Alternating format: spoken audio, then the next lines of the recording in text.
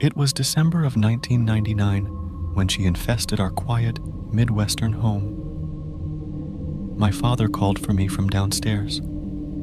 I assumed it was time for dinner. He was standing at the bottom of the stairs and had his hand up in an effort to keep me from coming down. The moment I saw the panic in his eyes, I knew something was wrong. "I want you to listen to me very carefully," he said. My heart started to race as he continued. "It's very important that you keep your eyes on me. You're going to notice someone else in our home, but you must ignore her as much as possible." I almost started laughing, my 12-year-old mind trying to comprehend what he was getting at, assuming this was some sort of out-of-character joke.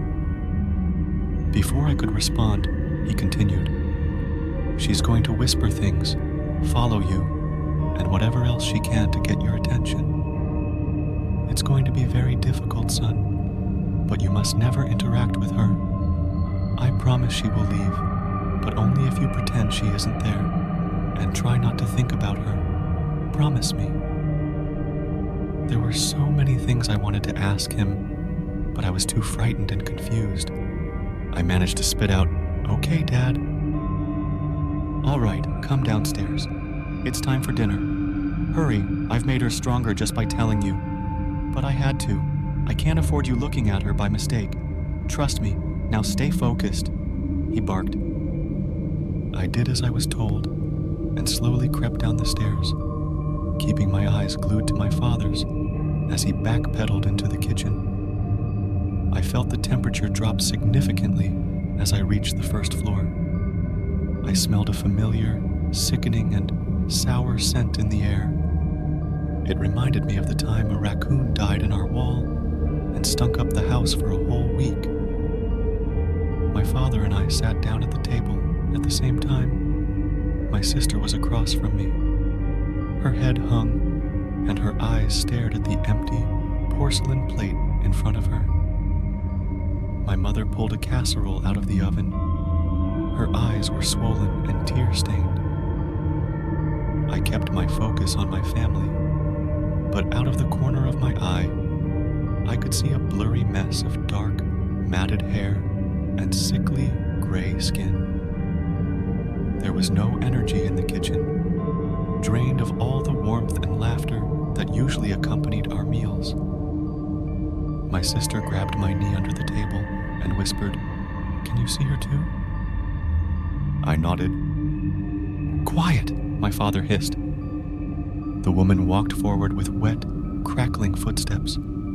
The smell was nauseating. She crept towards the table, stopping directly behind my sister, only a few inches away, and rested a decrepit hand on her shoulder.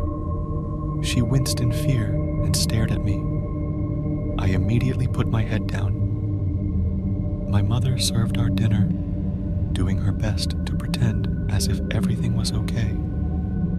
I could see my father clutching my sister's hand underneath the glass table in an attempt to keep her from completely losing it. My sister spent the entire dinner with the skeletal hand on her shoulder. Nearly inaudible whispers spewed from the woman's mouth and filled the room like white noise. And that's how we lived for months, doing our best to live a normal life despite the ever-present unwanted guest. Even if we left the house, she was somehow able to follow us all. Whenever the four of us were in the car, she could be seen in the rear-view mirror or standing on the side of the road.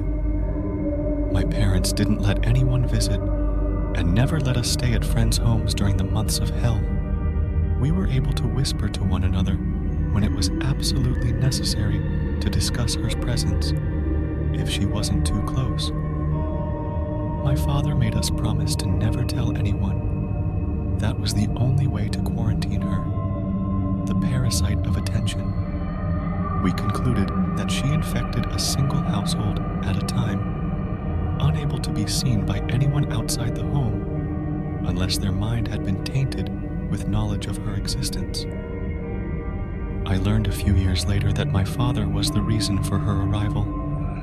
His sister, back in the 70s, had been infected from another and had followed my aunt into their home. In 1999, for whatever reason, my father struggled to keep the thought of her at bay.